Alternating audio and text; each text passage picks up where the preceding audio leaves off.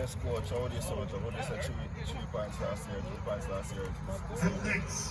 In terms of the chances that we created, I think we could have gotten our 3 points. Once again, our deficiency in front of the play was once more. But I mean, in terms of going down the goal so early in the game and the way we played maturely and dig ourselves up, power ourselves back into the game is something positive. You can get better at this, coach, because you have not been able to score more. There's a lot of room for improvement, and we definitely have to get better if we want to achieve one of our objectives, which is to make it into the top 6.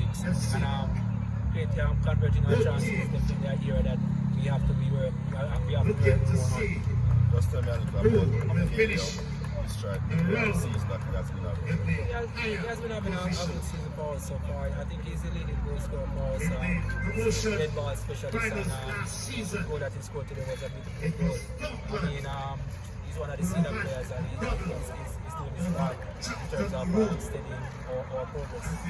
Certainly, to get better. Yeah, definitely. It's the end of the first round, and if we are to achieve what we are set out to achieve, definitely have to do much better than what we do. Coach.